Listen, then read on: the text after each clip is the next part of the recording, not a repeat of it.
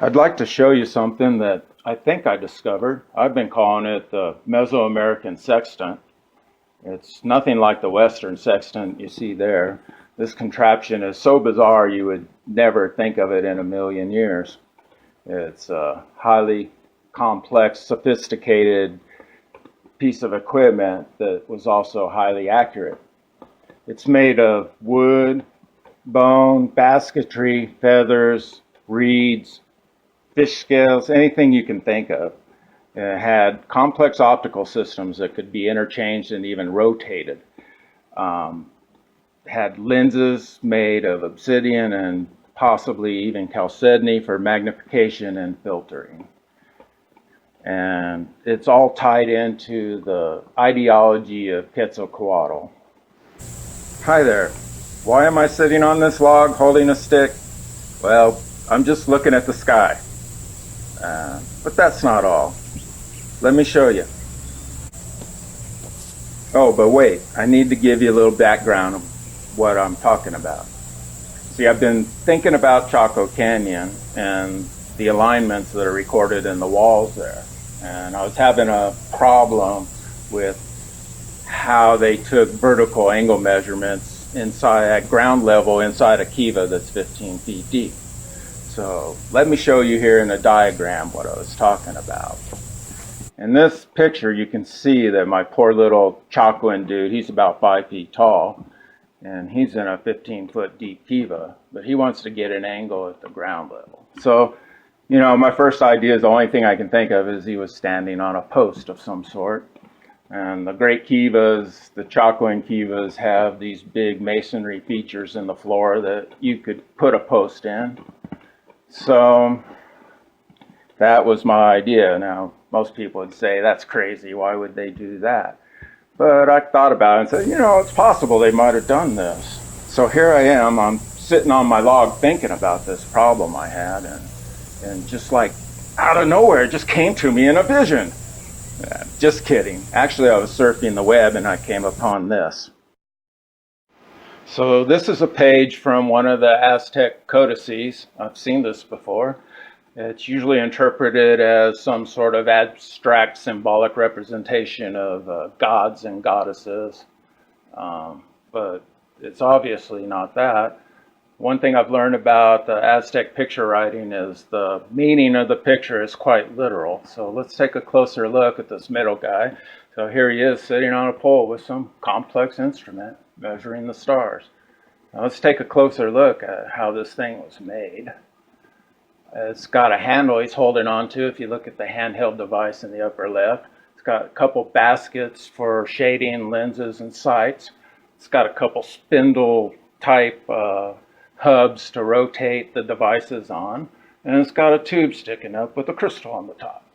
And the eyesight has feathers. If you go to the headdress he's wearing, there's feathers facing the eyesight, but the guy's face, he's turned to the right. Look up above, he's got a crystal again straight up on a tube, and he's got a mirror in front of his face. You can go on down the device, you see there's a really complex item of 4 scopes that obviously look like they rotate and can be swapped in and out. And some more hubs for rotating and basketry shaped scope thing at the end that I think he's going to sight into. And at the bottom you have a pendulum that records an angle much like a modern sextant does. And you add to that, he has a counterweight and shoulder harness, so the whole thing can be balanced. Now let's look at how the light flows through it. You've got a crystal at the top, so you get it lined up and you can see that crystal through the tube. Probably has a mirror down there in the bottom so that you can line it up. And there's another crystal at the top that shines a light down onto a mirror next to the guy's face. So here's an angle you set up with your handheld device. You backside over to a horizontal line. So have an angle set in the machine. Here's the angle being translated into the right angle part of the machine. So what you get is, if you set up an angle with a handheld device, you get that angle at the bottom with the pendulum. Looks to have, like I said, optics that you look up and back with. Some other details, the guy has wrist pads and knee pads. Some other details, he's sitting on tree trunks. Some other details, there's glyphs. There's square features that the tree trunks are coming out of. And there appears to be a back wall illustrated showing that they're kind of in a pit. Here's some food and water in ceramic vessels, and an Aztec calendar behind what is presumably a woman at the bottom. Let's look at this next guy. He looks a little different. I don't know why certain ones are red and black. It has something to do with the symbolism. So there he is. He's got his angle set up, but the horizontal handheld element is actually aligned with a crystal on the top. So it's a little different. And this man, he's actually using the scope and facing back, up, and backwards. So there's a whole thing set up with all the angles. Here's another one, same thing. You see the angles. The handheld device is set up with the crystal on his head. And I wanted to illustrate this, as it seems that the device bends here, and so that it's almost spring-loaded. The counterweight and that bend with ropes would allow you to keep it set in one place. It's spring-loaded.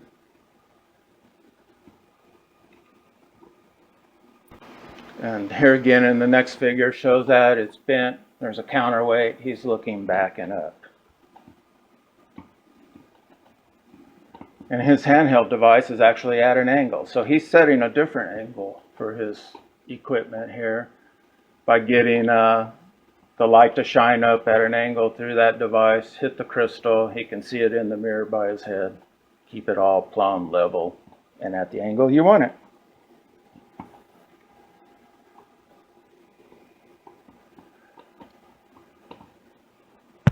So let's go back and look at this guy again. The way he's drawn, he looks really contorted. They couldn't make the anatomy work, so it looks like his head's just kind of cut off and floating in space when he's looking backward. So obviously that's probably not how the device was used. And in fact, I tried to get in that position myself, and it's pretty ridiculous. So I want to discuss how you would actually set this thing up and use it.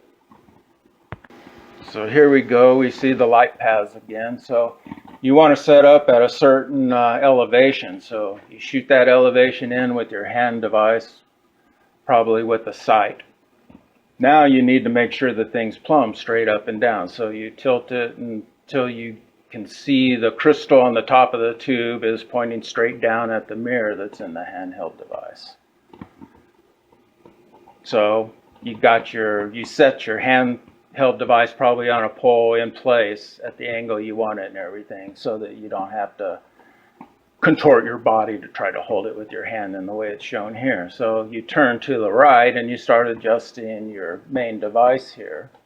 And you do the same thing. You use the mirror in front of you to backsight through the handheld device so you can get level.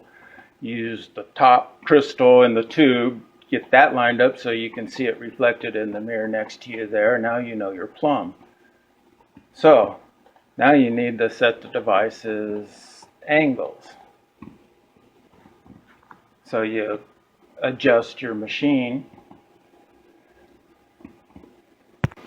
So you see there's this kind of pointy tube basketry looking thing at the very right end of this device.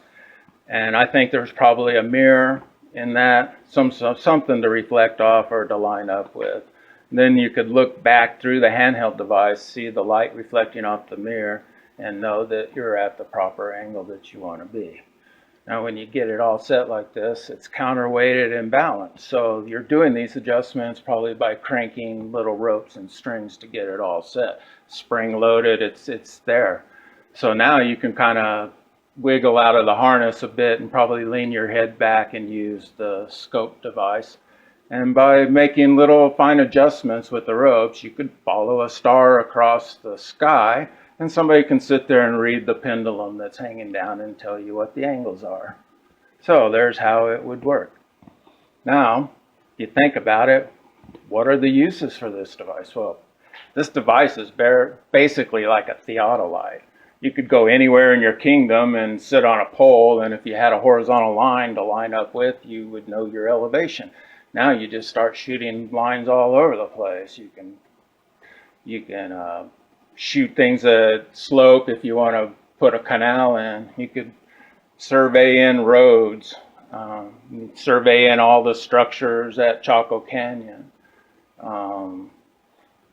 You could map your whole kingdom basically with it. So, and it's much more user-friendly than an alidade. You don't have to set up a tripod and get it all level. You just go find a pole, you sit on it, you make some adjustments, and bam, you're ready to go. So let's look at the archaeological record and see if these things were used anywhere. I'm going to start here with Chaco Canyon. Right off the bat, I know that there are post holes all over the bedrock everywhere around Chaco Canyon. They're not mortar holes, they're not tapered at the bottom, they're precisely round and flat on the bottom, obviously some sort of survey marks. A lot of them are denoted by these rock rings. If you're interested in this, there's a report out, the rock circles of Chaco Canyon, something like that. Here's another view of that one. Basically, these just demark where those post holes are going to be, so that, like in this case, when dirt and stuff fills them in, you can still find them because you find the rock ring first. So what evidence do we have for the devices themselves? And got all these parts and pieces. A lot of it is perishable, but not all of it. Go down and look in the lower right at Chaco Canyon. There's actually a turquoise encrusted handle for one of these things. Next to that, there's a bunch of incised devices that could be angle measurement things. There's round gypsum pieces with holes in it that are probably some sort of sights. There's tubes of turquoise bone, eyepieces out of fish scale and bone, or another hub. There's obsidian crosses that are convex so that they magnify.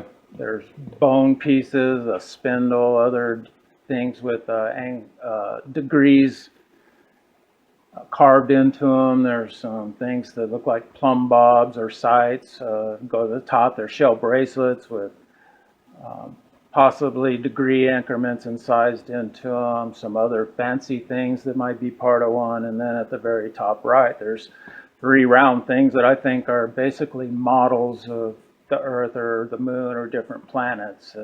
They used to think about these things and try to make the calculations that they wanted to make, especially determining the size of the Moon, the size of the Earth, and the size of the Sun, because that was very important for them to do. And now we go down and look at the Aztecs. They have obsidian spindle hub things that they could use, obsidian mirrors, and then they have all these eccentric obsidian blades that I think were just like lenses at the ready. You snap a piece off, you grind it down, and stick it in your machine, and you're ready to go. So go back and look at this Aztec, the page from the codices. It's what's the meaning of all this and what's the story it tells? Well, I'm going to go into that in another video where I go into all the iconography.